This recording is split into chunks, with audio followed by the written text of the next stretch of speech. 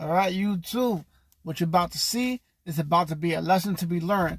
So on the QX30, I was done with everything, but the mounts that hold the compressor together, those fancy mounts that everyone likes so much, personally I don't like them, and I think they should be reinforced. But the mounts had broke. Everything was done. I finished everything. The day before yesterday, I went for a test drive just to make sure everything was straight. I hit a couple of bumps, did normal driving that you would normally do to make sure that there's no leaks and everything was good. So everything was fine up until the point where I was driving home. I'm going to post a picture in a minute. You guys are going to see of what happened.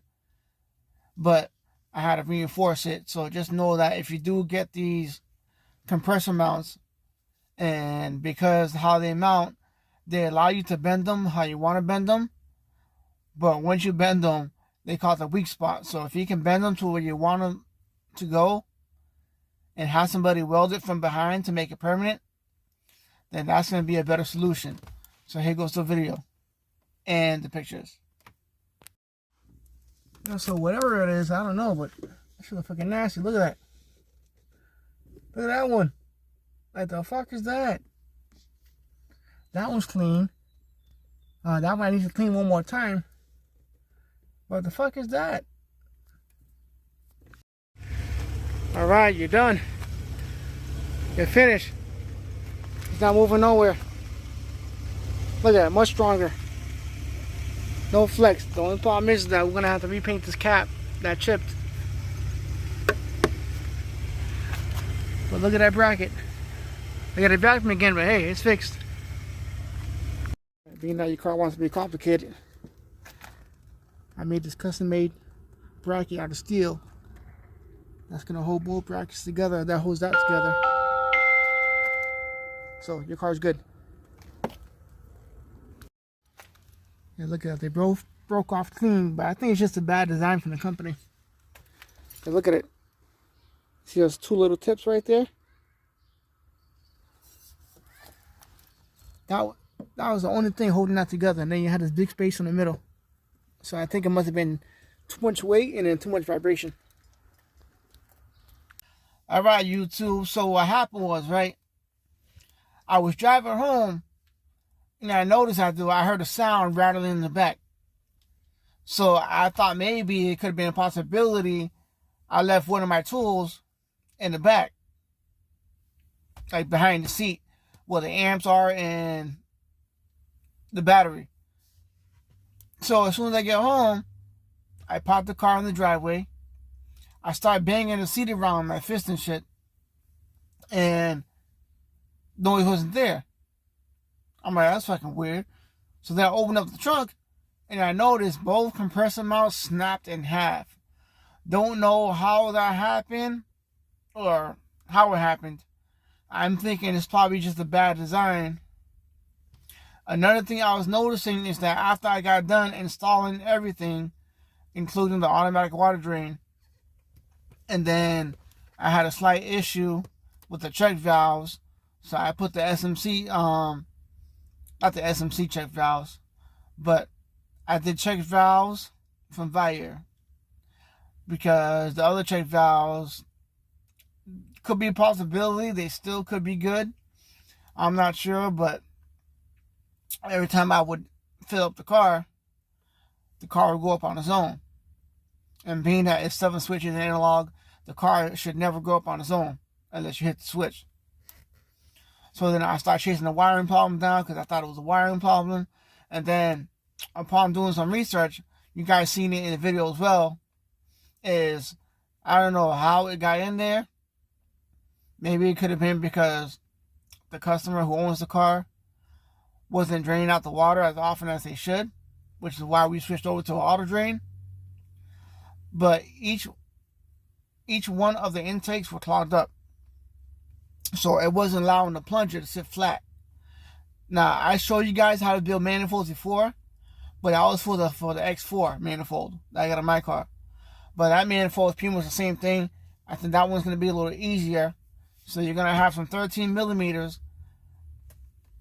Is that 13 millimeter? No, those are going to be 12s. So you're going to have 8 12s that are going to hold that cover off, and you're going to take off the cover. Once you take off the cover, then you're going to take your 13mm deep socket, and you're going to start taking out the plungers. Just be careful with that style manifold.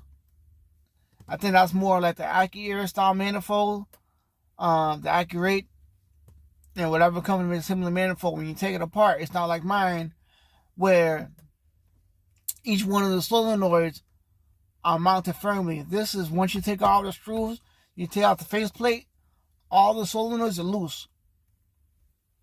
So unless you got it on a table facing upright and you're rebuilding it, that's going to be a better way. But if you're building it in the car the way I built it, you don't want to take it out fully. Because if you take it out fully, what's going to happen is, right, you're going to drop all the solenoids, you're going to get yourself in a big heap of trouble, and you're not going to know which one goes where. So when I did it, I carefully took it apart. I pulled it out like this, I faced it upwards like this, and I made sure I propped something next to it so that it'll stay upright the whole time. And then when I put it back in, you got to literally take all your fingers and hold it behind the manifold and pray that when you put it on there, that all the little solenoids don't go flying all over the place. So what I did was I cleaned them out. Later on today, when I go home, I'm going to take apart the manifold off one more time and give it one more cleaning. Like I said, I cleaned it 2 days ago. I've been driving around. I've been hitting switches. No more shit. So now I'm just going to clean it out one more time just to make sure there's no more debris in there. But that's pretty much it. So this is going to be the end of the video.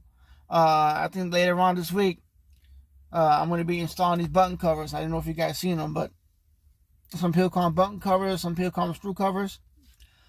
But it's a 2-part piece. This part goes where you put the screw into, and this cover just goes on top. And then when you press it, it snaps in place. So I'm going to be putting these where the subwoofer goes, so we can try to hide all those screws to make it look a little more prettier. And then same thing with the compressor mounts. Did those. In the video, you can see that I did do the reinforcement, so the reinforcement worked out real good. It doesn't move no more. But for future reference, for people that want to know about those compressor mounts, if you got to pre-bend them because they come flat, like I had no idea that they was going to come flat. When I got them, they were flat. In the picture they showed, it was already like pre-bent and everything. So, just a bad design. But you too, I want to let you guys go. This week, I'm going to be cleaning out the manifold. So be lookout for the video. I'm going to post a video on that too, of me taking apart the manifold. And I'm going to show you exactly what I'm talking about, so that you guys know what's going on how to take it apart and stuff like that. So look out for that video. YouTube, we out. See you again.